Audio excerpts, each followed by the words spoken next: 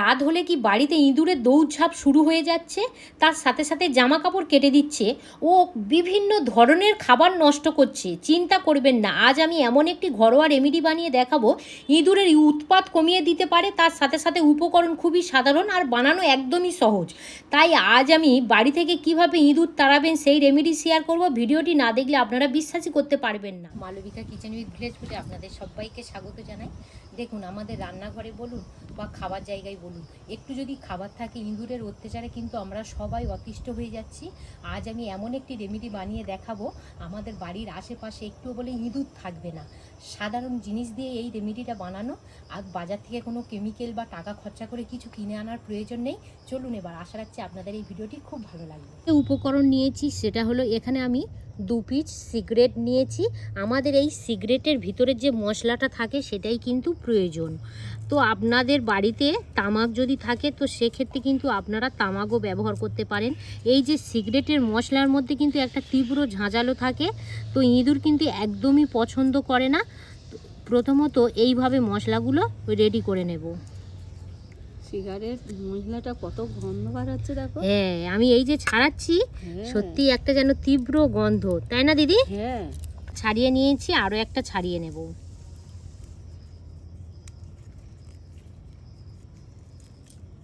এই দেখুন, আমি যে রেমেডিটা আজকের আপনাদের সাথে শেয়ার করব ভীষণ সুন্দর হেল্পফুল।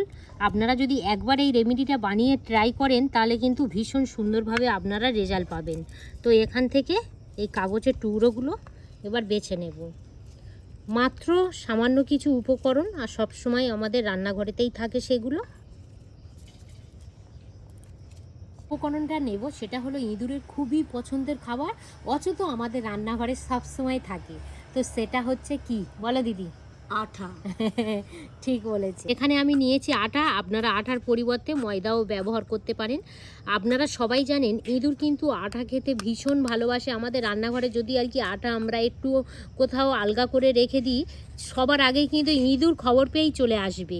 তো সেক্ষেত্রে এখানে আমি 2 থেকে 3 চামচ আটা নিয়েছি। আরও একটা ইঁদুরের পছন্দের খাবার নিয়ে নিয়েছি, সেটা হলো চিনি। চিনি আমি এখানে ঠিক 1 চামচ ব্যবহার করব। এই আটা আর চিনিটা ভালো করে এইভাবে মিশিয়ে নেব। এ তো ইঁদুরের খাবার গো দিদি, বলো। ইঁদুর কিন্তু মিষ্টি খেতেও ভীষণ ভালোবাসে। বাবা, হ্যাঁ, চিনির প্যাকেট যেখানেই আর কি রাখা হোক না কেন সে কাটবে। 1 পিস নিয়েছি ন্যাপথলিন। ন্যাপথলিন কিন্তু অবশ্যই আমাদের প্রয়োজন এই রেমেডিটা বানানোর জন্য। দিদি, ন্যাপথলিনটা কাগজের মধ্যে দিয়ে গুঁড়োটা করবেন, তাহলে কিন্তু গুঁড়োটা চারিদিকে ছড়িয়ে যাবে না। সব থেকেই ভালো হবে, তাই না দিদি? খুব সুন্দর গুঁড়ো হয়েছে। গুঁড়ো হয়ে গেছে দিদি? হ্যাঁ, দাও, ন্যাপথলিনের গুঁড়োটা দিয়ে দাও। এবারে ভালো করে এইভাবে প্রত্যেকটা উপকরণ মিশিয়ে নেব। উপকরণ নিয়েছি সেটা হলো বেকিং পাউডার। বেকিং পাউডার কিন্তু আমি এখানে 1/2 চামচ ব্যবহার করব। এই দেখুন, অবশ্যই কিন্তু বেকিং পাউডারটা ব্যবহার করতে হবে। বেকিং পাউডার দেখবেন আমাদের বেশি খাওয়ার ফলে গাল কিন্তু জ্বালা জ্বালা করে, মানে এর ভিতরে একটা আর কি হাঁকার আর কি থাকে জ্বালা। বেকিং পাউডারটা দিলাম। যে কটা উপকরণ দিয়েছি ইঁদুররা কিন্তু ভীষণভাবে কিন্তু পছন্দ করে, খুবই পছন্দ করে গো ইঁদুরের খাওয়া। হ্যাঁ। তো যেটা সব থেকে বড় জিনিস, ইঁদুর যেগুলো আর কি পছন্দ করে, তো সেই জিনিসগুলো দিয়ে যদি রেমেডিটা বানানো যায় খুব তাড়াতাড়ি খেতে আসবে, আর খেতে এলে তারপরেই কিন্তু মজাটা বুঝতে পারবে। সবার শেষ উপকরণ সেটা হলো সিগারেটের মশলা। এই মশলাটা আপনারা কি করবেন সবার আগে দেখিয়ে দিই। এইভাবে ভালো করে হাতের মধ্যে দিয়ে একটু ডলে নেবেন। দলে নিতে হবে, হ্যাঁ, ভালো করে, যাতে এর যে সেন্ট বা ফ্লেভারটা আরও যেন খুব সুন্দরভাবে ছড়িয়ে যায়। এইভাবে একটু আর কি মেখে নিতে হবে।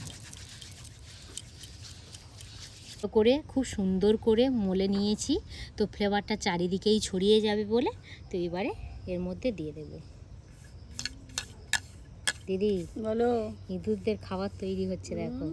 ইঁদুরটা যা খাবে বাবা, ফেভার খাবার তো ইঁদুরে। এবারে প্রত্যেকটা উপকরণ ভালো করে মিশিয়ে নেব, যাতে প্রত্যেকটা উপকরণের সাথে অ্যাডজাস্ট হয়ে যায়। মাত্র হাতে গোনা কয়েকটি উপকরণ দিয়ে এত সুন্দর রেমেডি বানানো যায়, তাও আবার ইঁদুরকে তাড়ানোর জন্য। সত্যি ভিডিওটি না দেখলে আপনারা বিশ্বাসই করতে পারবেন না। দেখুন, বাজার থেকে কিন্তু আমরা ইঁদুর মারার জন্য যে ওষুধ কিনে আনি তাতে কিন্তু অনেকটাই খরচ পড়ে যায়।